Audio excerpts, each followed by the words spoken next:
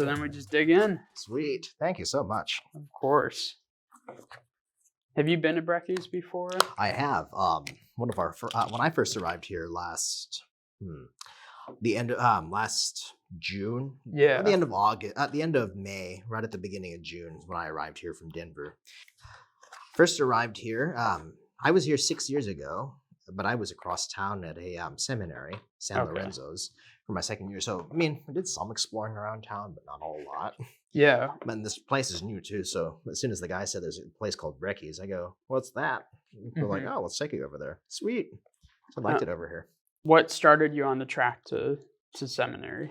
So when I was in middle school, I mean, I had just been coming back to my Christian faith. I think I was getting a little lukewarm at that time. That, and I think also too, I was discovering God in a different way. No longer was it this old judgmental God who was gonna doom me for not doing all his commands and whatnot. Yeah. And that was the God that I grew up to believe in. Unless I attended mass every Sunday, prayed, and tried to be as nice as possible, I wasn't going to go to heaven. I mean, definitely, that's not who God is. Yeah. And I was definitely getting frustrated with that. And that I had this opinion of a very oppressive God. And so, I think that all changed after I encountered a few really profound people who really loved their Catholic faith.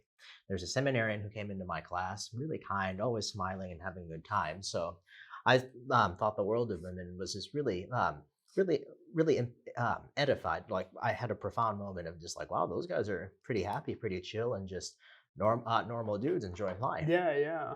So I thought those were when I saw that and I saw the Christians like those, I was like, oh, I sort of want that. So I think that was God's way of trying to bring me back to him. Finally, in middle school, one of the seminarians who was now a priest asked if I would be willing to become a priest one day. And I was like, hell no. Yeah, you're like, well, come again? Because I wanted to be a pilot. I wanted to travel all the world, see the world, and just enjoy life a whole lot. So decided to do that.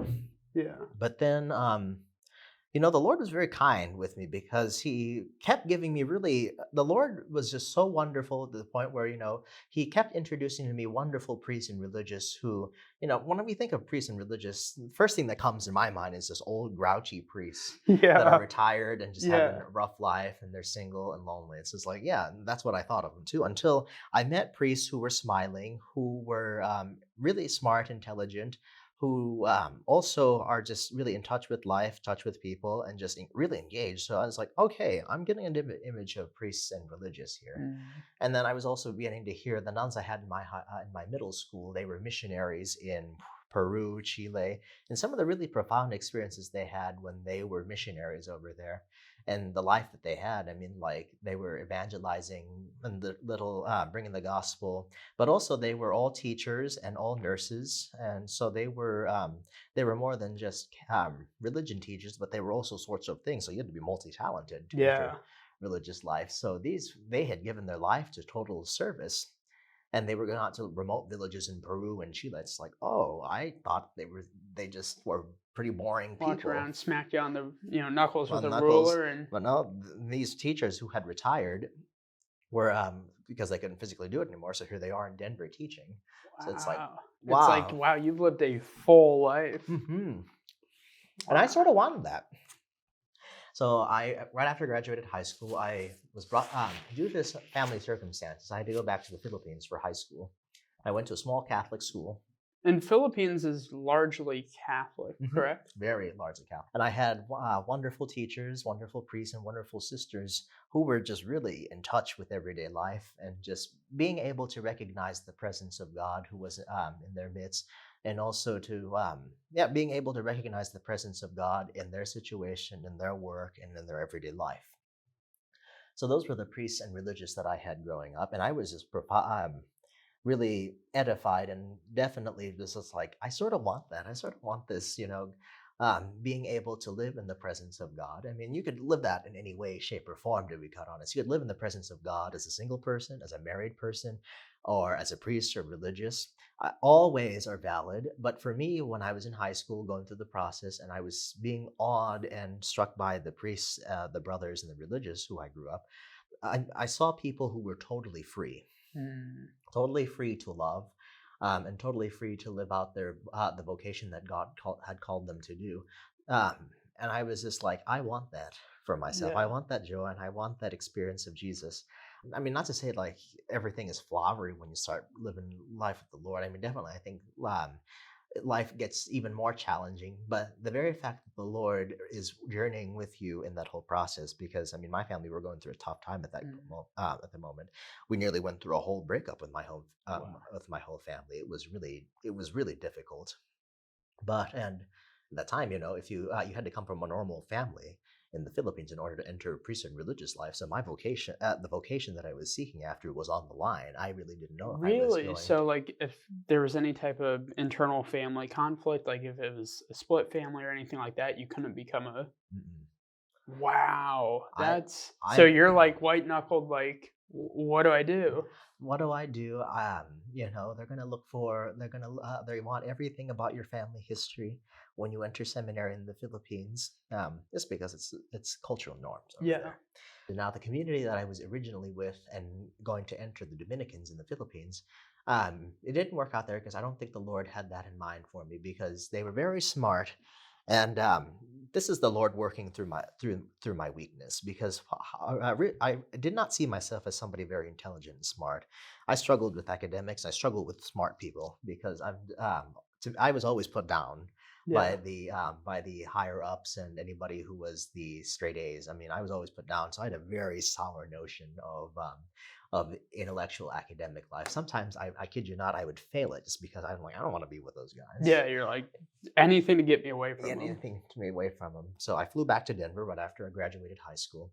Family situation was the Lord provided, and we're still together, thank God.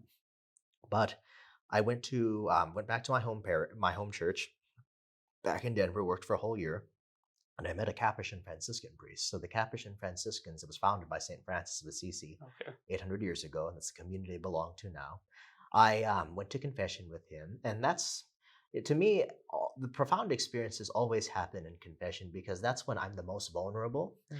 and that's when the Lord is, totally open arms and totally free. The one I had that I'll never forget was with a Capuchin priest. I hated the habit, the dress that we wore. I thought it was the ugliest thing. Yeah, yeah. I was You're like, like, can we get something a little cooler? yeah, a little cooler. It's just like it's so plain, brown, and old. It's like no way. But when I went to confession with him, because I mean, I wanted to go to confession. It was in my time of the week at that time. Yeah. It's I have to go to confession every 2 weeks or so. But the Lord, I opened my heart up, and the Lord worked through this priest.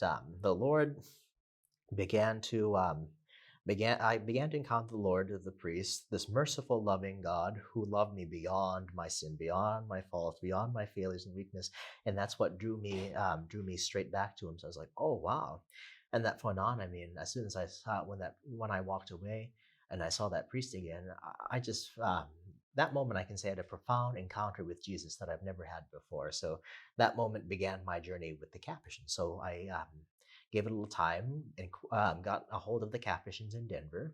And then after about a year and a half, when I turned 18, a little after I turned 18, I entered the community on July 14th, 2014. Um, yeah, I've been with the community since July 12th, on and off, because I took a leave of absence. Thing is, I think the challenges of religious life and being in community, and really just like the reality of being a Catholic religious Franciscan. I mean, and you enter at such a young age like mine, I think it was hitting on me. So I took a leave of absence for a year, Yeah. and then I came back a year later, staying and going on for religious brotherhood, meaning I don't go Yeah. on for priesthood.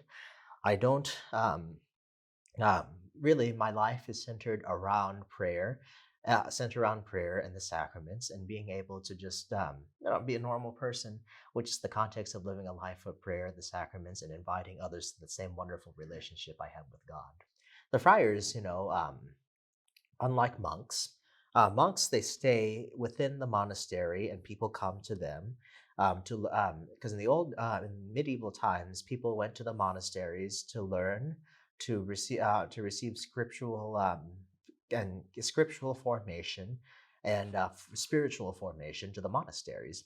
Now, not everybody was not able to have access into a monastery because the monasteries were up a hill and a lot of people were down below. Yeah. And the emphasis was, they were the new eternal Jerusalem on a hill. So that's why they were always, monasteries were on a hill. Okay. Yeah. And so there was nothing wrong with that. But Francis and a few other founders of other religious communities sought to, especially Francis, his his spirit was focused on the incarnation, God who entered into our time, space, and into our reality. So he sought a community of not monks, but we call friars, which is Latin for brothers. Brothers Okay. who how we relate to each other and how we relate to each other in the community and those who we minister with is not as monks, but as brothers, because Christ, the identity of Christ we try to embody in the world is Christ the brother. And so this Mm, is the Christ the brother who walked among us, who's in our presence and is with us in our everyday life. So the friars, they sought not for people to come to them, but they sought to come. They sought just as the Lord came to us come to them. yeah. So this is the form of religious life that Francis had started in the 1200s, and that's why we're called friars. Like today, I think just today, I mean, like really, the next thing I have going on is like 3:30. I'm probably gonna go to the gym and deadlift for the afternoon. So, That's awesome. oh, dude, Okay. I love powerlifting. Because for me, I mean, exercise is definitely my go-to for breaks and Yeah. Yeah. To just kind of unwind oh and yeah, that and how I relate to the Lord and how I just relate to the Lord in my struggle and just how I see myself growing in holiness is through powerlifting. Like really, yeah. I just love the Really? concept of suffering, struggling, yet still striving and keep trying. Like I'm sore, constantly sore all the time. Yeah. But I'm constantly sore, and I'm just like my body's sore, stressed, and just not having a good day. But I'm still going to the gym, gonna give it my all, and just gonna keep trying. Very said, similar in the spiritual life and in the Christian life. Yeah. You give yourself a little bit of time to love one another and each other. That's exhausting work because that's constantly pouring out. Hmm. But the very fact that the grace of God provides through prayer, I mean, you do your part, and your part is very short. It's like in the gym, you only like do an hour and a half of intense lifting, and then you go back and then you let your body take rest. You eat and you sleep and you just resume. You mainly eat and sleep. This is the recovery. In order for you to pull like 500-pound deadlifts, you Yeah. gotta I mean, you give yourself a certain amount of time of lifting, but you gotta give even more so time of rest. Mm, Same thing in the spiritual life. I mean, give yourself time to love as intensely as you can. I yeah. mean, like you pour yourself out. Don't reserve an inch, but then you go back to the Lord in prayer, And in rest, recuperate. and Yeah. recuperate. Let the Lord take care of you, so that even though you're sore, you still have the grace that's provided through nutrition and rest, prayer and contemplation. Contemplation, from our understanding, is really just resting with the Word of the Lord and just letting the Word of the Lord, work in you. You're not doing anything. You just actually letting God work in your body, Yeah. heart, mind, and soul in silent and subtle ways. And then you go back into the world and then you love as intensely as you can again. And then you go back. What's a typical day look like if it's not your day off? Mm. You wake up, you have the morning prayer or morning meditation. Get up at like able to get up at like 5:36, depending on how I'm feeling that day. Yeah, depending on whether or not you can move after, Mhm. squatting 400 the day before or deadlifting. I just give myself an extra 5 minutes in the hot shower of my just bending over, just getting my legs some stretch. Yeah. But Yeah. mm, get up about 5:36 around here, and then like squat all over to the chapel, do meditation. Then we have morning prayer. So we have a book called the Liturgy of the Hours. So we pray Okay. the Psalms together as a community 3 times a day. In a 4-week rotations that we have prayed all 150 Psalms together as a community. Okay. So we pray the Psalms, and there's a piece of scripture that we reflect and read on. And then, we do that from 7:15 to 7:30. 7:30, I come down, get ready for Mass here at the church, set up the things that priests need. And then, so we get all set up, and then we have Mass at 8. After 8, I'll come get a quick breakfast, and then at about 9 o'clock, I get straight to work, and I'll either be in the archives upstairs here at the parish office doing a few things, teaching an independent course, Mhm. or whatever. Mainly the archives, but sometimes I have other things going on too, so Yeah. I try to do those, and then pretty much working, and then until about I mean, with meal breaks in between, I gotta eat, and You then do? You can't just keep no. I wish. But then like about hmm, what time? About 2:30, I'll drop everything just because I'm like, all right, no more work. So Yeah. I'll drop everything, have a quick shake, take my pre-workout, head over to the gym, work out from about, it takes about 15, 20 minutes to get to the gym with traffic over here. Mhm. Work out from about, let's say, 2:45, 3 till about 4:30. Yeah. So take an hour and a half to myself. Then come back, quick shower if I feel like it. Put my robes back on, head back to the community for evening meditation. Mhm. As a community for another 30 minutes. Evening prayer, the Psalms again. And then we have dinner as a community afterwards. And then after that, I mean, the guys are free on their own. Yeah. I do studies and I do online studies and I work and I do some reading after dinner. So after dinner, or if I didn't hit the gym because I got preoccupied with a lot of things. Yeah. So either I'm studying or I hit the gym after Yeah. dinner.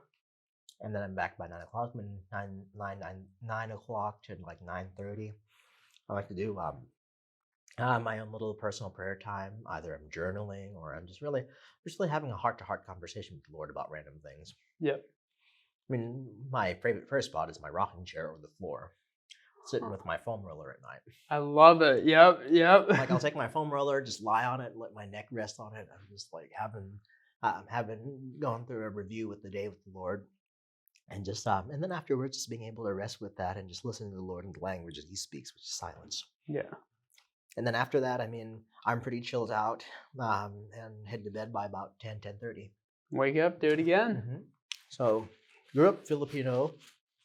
Yeah, parents came from Manila. Mhm. Mom wanted a better future for ourselves because the situation in the Philippines is really difficult. Yeah. We want to have a better future for us. So, how we see it is we come to America where everything is here and available for us, land of opportunity and freedom. So she applied to the U.S. Consulate in the Philippines, and then got approval, got a job in Denver as a nurse. There were no local hospitals there. So her and my dad moved out. I was raised by my grandparents for a little bit. Yeah. And then after things got settled over there, Were you born in the Philippines? I Okay, was. got it. All three of us, my brother and sister, were born, but I'm the only one that has still remnants of my Filipino culture. So you went to school in the Philippines. A little bit, yeah, because I was in '96. Sister was in '98. Brother was in 2000, and my family moved out in 2000. So my sister has little to no reverence to the Philippines. My brother, nothing at all. Versus to me, I grew up there a little bit, so I have some memory, and I still was able to retain the language. So we moved out back to Denver in 2000, and then I went to Catholics. So my family, they're all nurses, mostly nurses. My dad's a technician, mom's a nurse, so they all worked in the hospital field. They wanted me to become a doctor or a nurse. It's like, heck no, I can hardly remember taking my own vitamins. Yeah, no. Let alone other people's. Oof. Yeah. I'd feel bad if I missed out on somebody's medication. Right. Why are they dead? So I forgot a few things. I forgot a few. It's like, yeah, no, that's not where my gift talents and abilities are. But my parents, they work in a hospital, and then we went to a small Catholic school back in Denver for all of middle school. And my grandfather moved in with us sometime during my 3rd, 4th grade. So my grandfather came in a little after my grandmother died. My grandfather moved in, and we've just had relatives since then. Yeah, I come from a Filipino culture background. Like I'd like to say, I had in Denver back in school, it was American. It was American culture. We had pizza, we had basketball, we had all sorts of things. Yeah. As American can get. Now, go back to home. It's Filipinos. Filipino gets Yeah. statues everywhere. Prayers every night, Sunday mass, and then rice at the dinner table, and how we converse and relate to the Filipino way. And Filipinos love to work, and so it's just like and talk about work. So Yeah, so work, work, work, work, work. work. What was your favorite part out of the Filipino culture? Definitely just for us, the presence is definitely the most important thing. I Mm. mean, like, money is not a really big thing. For us, we value our family and the presence of our family around. Like, for example, we hardly really leave home when Mhm. you graduate and turn 18. Like, for Americans, generally, you're kicked out and Yeah. set on to go grow up and doing your own thing. For the Filipinos, like, no, you're sort of expected to sort of stay home and stay there until you Yeah. get married. And then when you get married, you parents should move into your house so that they can take care of your children. So, like, the whole family thing and the It's kinda presence. symbiotic, that's fun, though. Mhm. So we never really like our family and our presence is definitely something that never seems to just go away. I mean, Mm. we just always had family and presence with us. So that's one of the things that I'm very appreciative of my Filipino culture. We're very faithful people. I mean, like a Filipino culture. I mean, naturally is I mean most cultures superstitious some shape or form, but for Mhm. us. When you take those forms and you give it to these things, these negative things, superstition, you give it to the Lord, and the Lord work. This is where sometimes we fall short is we don't let the Lord change and work in some of the weaknesses that we have. Yeah. And so when you give the Lord some of the things that you struggle with and turn it into moments of grace and redemption, this is where things begin to change. But for the very superstitious nature of Filipinos, I think has helped me grow in in the Catholic faith Mhm. that I have come to know. And the Catholic faith in general, it's very strong and predominant over there. So Yeah. very, very grateful for having that. Also, the sense of pride for where one comes from. I mean, Mm. definitely there's this Filipino pride, but you're able to take that pride and put it where you're from, and just be able to say and take pride, not the sinful pride, but be happy Yeah, and grateful for where you came from, where you you're belong. proud of it, you're not Yeah. being prideful, but you're like, "This is where I'm from, hmm this is my culture, my people." hmm And that sort of sense of nationality pride, I definitely say to about the communities. I come over here and I go out in the ministry. I mean, I definitely love wearing my habit because it says to the world, I belong to a community. I'm very joyous to be a part of this community. Mhm. And whenever I minister, generally I don't like to say my name because it's just like I'm brother. So I'm just call me brother because it's just like people don't see me for me, but they see me as a Capuchin. I'm very Yeah. proud of the community that I belong to, and I love Oh, being a yeah. part of this Capuchin order. So it's just like that sort of nationality, and taking confidence in where you come from and your stories is like wow. I definitely those are the things that stick out immediately to me That's about the beautiful. Filipino culture. That I'm just like I'm very thankful that those sort of things were instilled into me. Is there anywhere in particular you would like to go? Wherever the Lord takes me, I always like this have this precursor. Please let me there be a gym within walking distance. Yeah. That's all I ask, please. Well, I don't know, it could be pretty cool if you end up in the middle somewhere in the countryside in the Philippines. Can you imagine just, like, building your own workout Oh, I can do that. Just like give me a bunch of rocks and boulders. I'll just haul that around. right? Our Just missionaries in Papua New Guinea, they had to be real strong. Holy cow! oh my gosh, they all must have been pretty built. I mean, Because a lot of when we were asked by Pius the 12th in the 1940s, 30s, and 40s to evangelize and bring about the good news in Papua New Guinea, they were going to remote villages and towns. So we sent our engineers. oh, good. We sent our strongest, most intellectual and physically capable guys to the missions so that they could build bridges, so that they could, travel on roads, Mm, take hikes in difficult places. So you had to be physically strong, yeah. spiritually, mentally, and physically in order to go to places such as these. We have one of our saints, Blessed Saint Honoriat from Poland.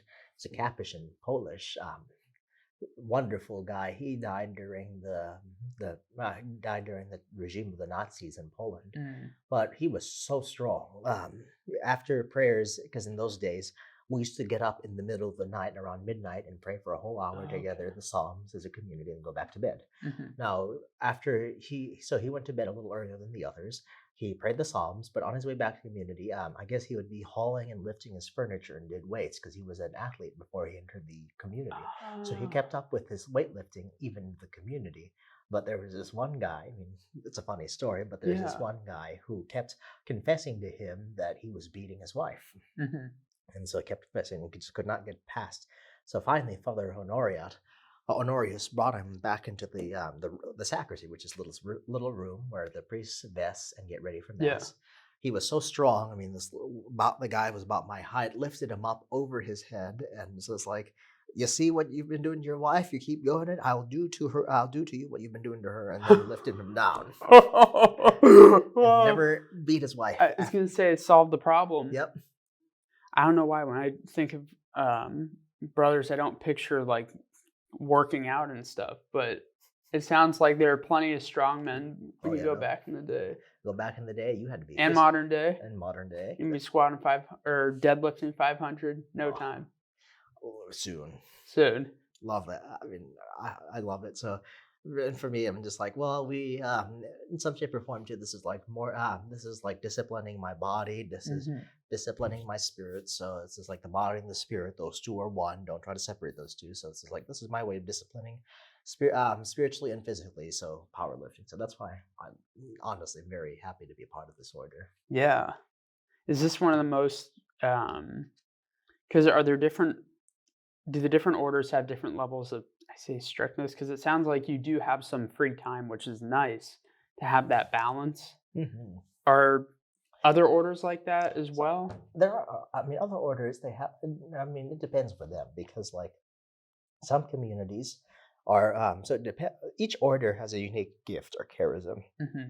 So meaning like how they express the gospel and it's expressed in everyday life. What Mm. is their gift to the church and how to express the gospel? So for like the Benedictines, the Dominicans, theirs is through prayer and prayer through the thorough study Hmm. of theology and sacred scripture.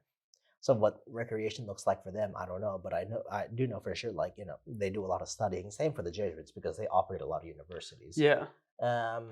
So it depends on what is the gift and the charism of the community. I mean, there are some communities that it's total strict observance and silence. Like the Really? Carthusians, there's a monastery in France and Vermont. There's very few of them. There's very few are called to this sort of monastic life where they have no communication with the world and they've totally given themselves up to complete contemplative and silent prayer. So they physically take it on themselves, meaning like they take on the language of God, which has no human words, but actually, just being able to live in the silence and the presence of God. So they only speak when necessary. I mean, like for work, in matters of work, but otherwise, they don't communicate to each other whatsoever. Wow. Mhm. Each community has a formal way of expressing out the gospel, but and each are strict about it. Yeah. This is one of those things where it's acceptable to say this is relative because it's subjective and relative because it's all the same gospel, it's all the same Jesus Christ, it's all the same truth, but how is it expressed is in various sorts of ways, Mm. and they're all strict in some shape or form. Yeah. But because I think when we think of strict, it's like total silence and total um, and just total isolation. That's very rare and few Hmm. from how Hollywood would paint Yeah. religious life to be. Yeah. They're all different flavors. Hmm. I mean, strict in all their own ways, but I like that. There are different brotherhoods with different specialties, essentially. Hmm.